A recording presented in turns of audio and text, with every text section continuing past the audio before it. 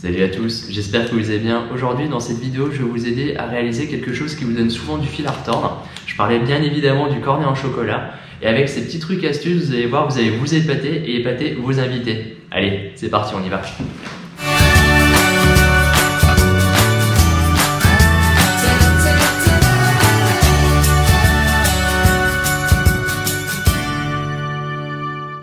Première étape de ce cornet, je prends une feuille papier sulfurisé en rectangle et je la coupe en deux de façon à obtenir un triangle rectangle.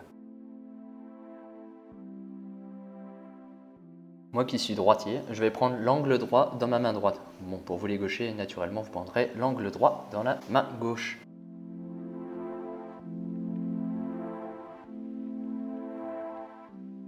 Avec ma main droite, je réalise la base de mon cône et ma main gauche servira juste de maintien.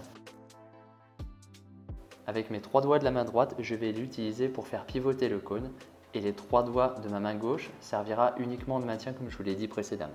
Et on va l'enrouler sur lui-même.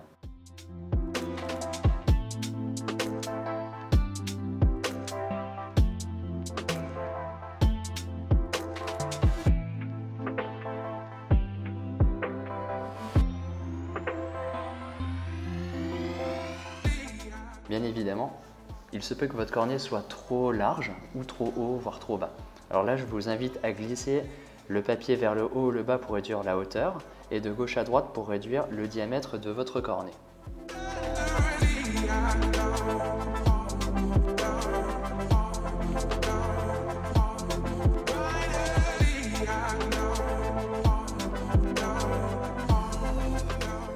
Une fois que vous arrivez à la fin de la réalisation de ce cornet, je vous invite à rabattre le reste du papier à l'intérieur du cornet et de bien fermer, le serrer afin d'éviter qu'il se desserre, tout en ayant la pointe bien pointue. Pour une utilisation optimale, le papier doit former une ligne droite de la pointe jusqu'au sommet. Maintenant que vous avez les clés en main, je vous en montre un vitesse réelle ce coup-ci.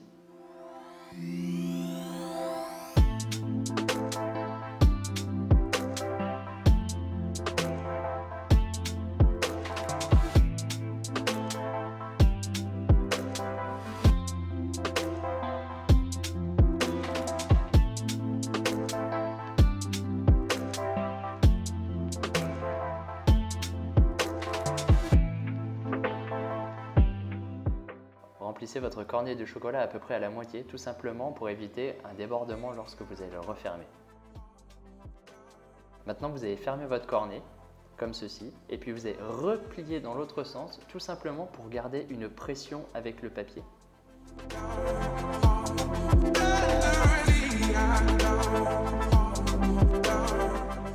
Alors deux choix s'offrent à vous, soit vous le faites directement sur papier sulfu, ou si vous ne le sentez pas et que vous n'avez pas envie de gâcher du chocolat inutilement, je vous conseille de tirer des lignes au crayon de papier et puis d'écrire comme si vous aviez un cornet en chocolat dans la main, comme ceci, et écrire « Joyeux anniversaire » par exemple. Et clairement, je pense que c'est pas plus mal d'essayer de commencer comme ça, tout simplement parce que sur un entremets ou sur une assiette, vous n'avez pas de ligne pour vous aider, et qu'écrire « Joyeux anniversaire » droit, c'est beaucoup plus propre que de l'avoir un petit peu en biais. Donc si vous pouvez suivre ce conseil, je pense que ça vous aidera plutôt pas mal pour la suite.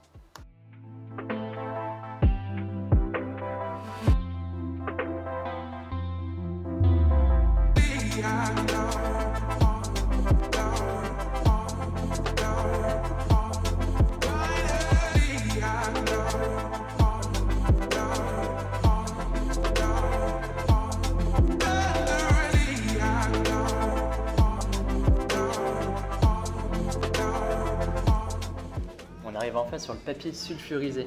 Donc là, il y a plusieurs techniques pour écrire. Là, je laisse tomber mon chocolat en écrivant. Et puis pour la partie anniversaire, je vais utiliser comme si c'était un stylo bille, avec la pointe du cornet sur le papier directement. Maintenant, je vais vous faire un focus sur la façon de laisser tomber le chocolat sur le papier sulfurisé.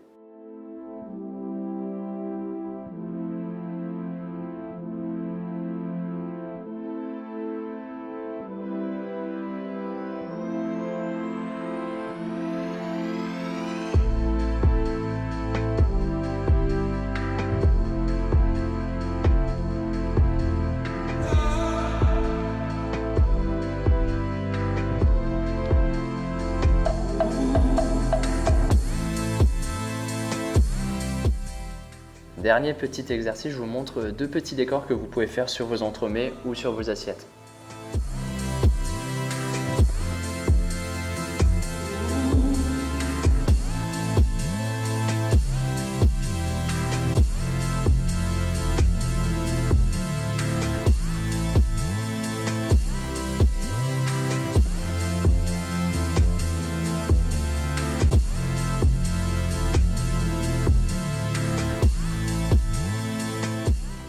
La phase de l'exercice est finie. Maintenant, je vais vous écrire joyeux anniversaire sur une assiette.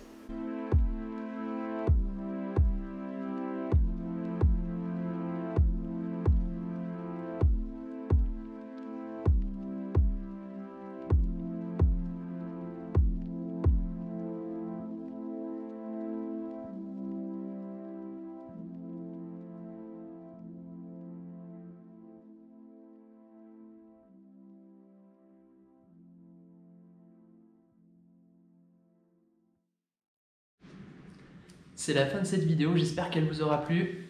Les trucs et astuces du cornet maintenant, vous les savez. Je vous invite à vous amuser et puis à faire plein de décorations sur vos gâteaux, sur vos assiettes, tout ce que vous voulez. Vous savez, la seule limite, c'est votre imagination. Allez, amusez-vous bien. Salut!